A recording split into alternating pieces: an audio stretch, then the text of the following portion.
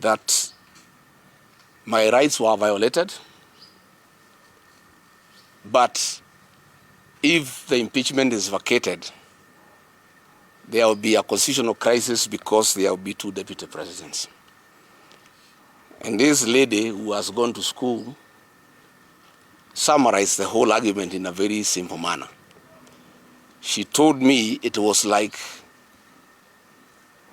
a man who wants to take your wife and organizes with the police to prefer false charges against you, connives with the magistrate to have you imprisoned so that he can take your wife. And then you are imprisoned without undergoing fair trial. While serving your sentence, you move to the High Court to challenge the imprisonment. And the judge of the High Court comes to the conclusion that the imprisonment was unfair, it was wrong, because he was not given fair hearing. Then the judge goes to pronounce that he is unable to release the prisoner because in his absence, his wife was married by another man. And if he releases that man to go back home, there will be a crisis in the village because there will be two husbands. And then he tells the prisoner, let me look for some little money to give you, continue staying in prison so that the man who took your wife can continue enjoying in your matrimonial home. Fellow Kenyans, my supporters and Kenyans from across the country have reached out to me. They are enraged, bitter, and apprehensive about the false narratives being spread by the state that I'm ineligible to run for office as President of the Republic of Kenya. This is a desperate and false propaganda by those terrified of my candidature. William Ruto knows Rigathi Gachagua is the man to send him home. And those around him are terrified of my candidature. That is why we had this very, very embarrassing judgment yesterday of finding that my right to fair trial was violated, but then the impeachment cannot be lifted. This is a desperate and false propaganda by those terrified of my candidature. Article 99, sub-article 3 of our Constitution provides, in clear and ambiguous terms, that no person shall be barred from vying as a candidate in any election unless and until all avenues of appeal are exhausted. This erroneous judgment of the bench previously determined by the Court of Appeal have been unlawfully empaneled has taken nearly 2 years, and that was just the initial stage of the appellate process. I will be vindicated by the Court of Appeal, hopefully, once again, with a further protection at the Supreme Court still in my hand. I wish to confirm to my supporters across the country that I'm eligible to vie as a presidential candidate, and I will be on the ballot on the 10th of August 2027, should the formula that will be agreed upon by the United Alternative Government favor me as a single presidential candidate. When I was hounded out of office in October 2024, I retreated to my village in Wamunyoro and held consultative engagements with the people of Kenya for 4 months, including men, women, millennials, Gen Zs, the clergy, lay Christians, professionals, business people, retired civil servants, and opinion leaders. And after exhaustive consultations for 4 months, talking to more than 15,000 people, I was instructed to form a political party, solidify Mount Kenya political base, and look for friends across the country.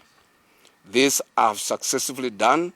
The mountain is united to a man, and we now have arguably the most popular political party in the country, DCP. My support base is consolidated in totality, and I have looked for friends across the country. My supporters have now instructed me urgently to embark on the implementation of our joint strategic stance from the Wamunyoro residents for a period of 45 days.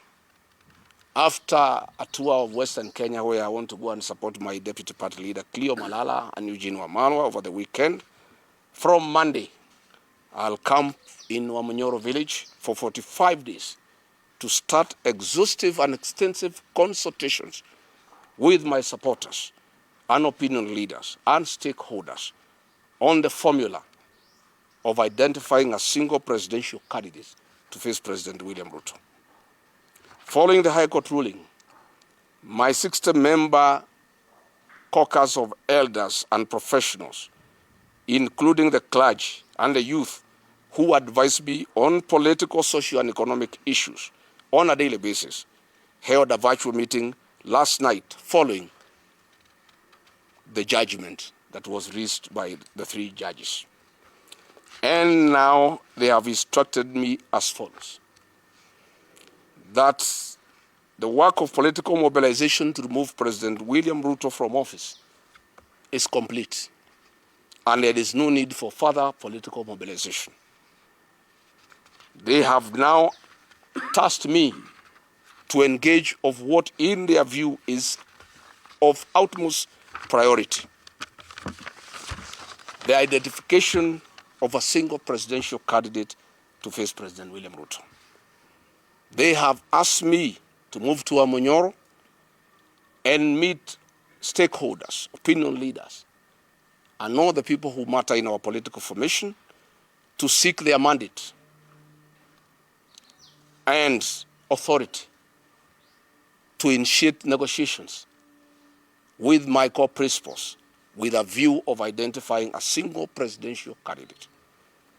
They have instructed me that having a single presidential candidate against President William Ruto is not negotiable and is the only way to liberate this country. And they have asked me to stick to that commitment. And I therefore want to assure the people of Kenya that Rigathi Gachagua, on instructions from his supporters, who are in millions, nearly 10 million people, we will lead from the front to identify a single presidential candidate to face President William Ruto. From our corner, we have 2 plans, Plan A and B, that we shall discuss with the stakeholders for 45 days. You will not see me anywhere in public rallies. I will be in Wamunyoro, doing very, very serious, extensive consultations, because this is critical for the country. It's extremely critical for the country. We have 2 plans. Plan A is to mobilize support from across the country in the event that my colleagues and the formula we shall agree on favor me as the presidential flag bearer. Plan B, in the event that the formula does not favor me as a single presidential candidate, to get mandate from my supporters to, jointly with the other core principles, identify a single presidential flag bearer to face President William Ruto.